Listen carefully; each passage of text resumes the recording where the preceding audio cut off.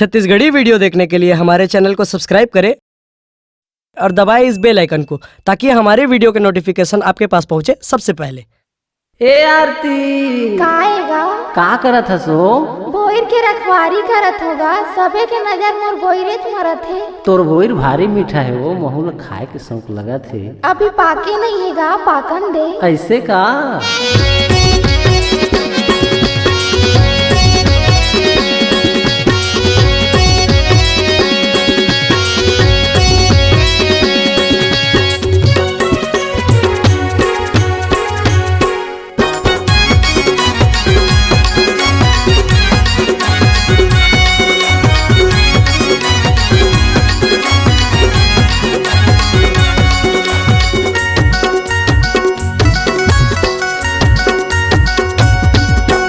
तोरी दीवानी हो ए हलावन दे देखनी, तोरी दीवानी हो ए हलावन दे देखनी। लट लट ले तोर मोइर थरे है, लट लट ले तोर मोइर थरे है। ए लखावन दे देखनी, ए हलावन दे देखनी। तूरा दीवाना रे मोला जावन दे बेकी नहीं। तूरा दीवाना रे मोला जावन दे बेकी नहीं। बोइरा भी मोरे कसी तूरा, बोइरा भी मोरे कसी तूरा।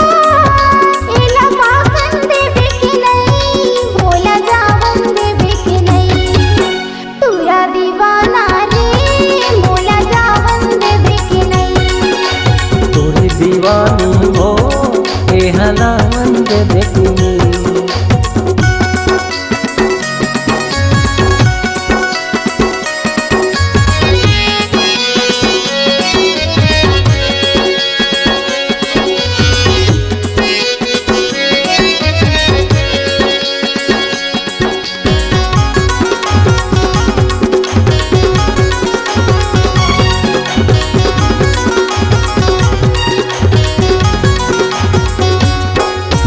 मिठ मिठ तोरे गोइर बगोरी, मन हर मोर लल जागे वो, मन हर मोर लल जागे।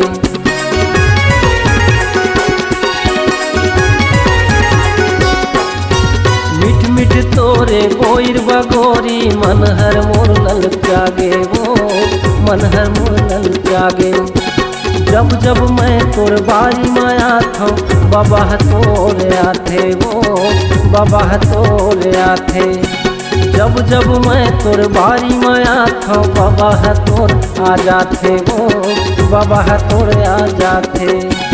डर लगते तोर बाबा गोरी, डर लगते तोर बाबा गोरी। बोल भागन दे बेकनी, ए हलावन दे बेकनी।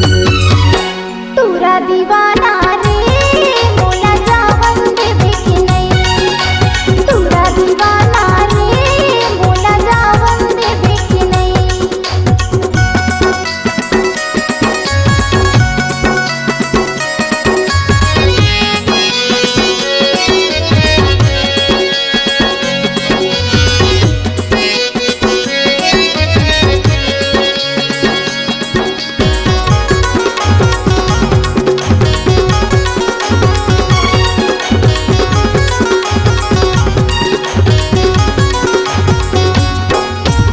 हरी दीवाना तहाँ गटूरा, आनी बानी गोटिया था, आनी बानी गोटिया था।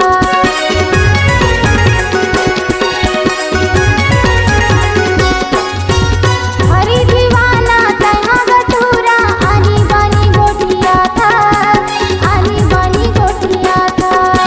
किंजर किंजर के संधा बिहनिया मोरे कोला माथा, मोरे कोला माथा।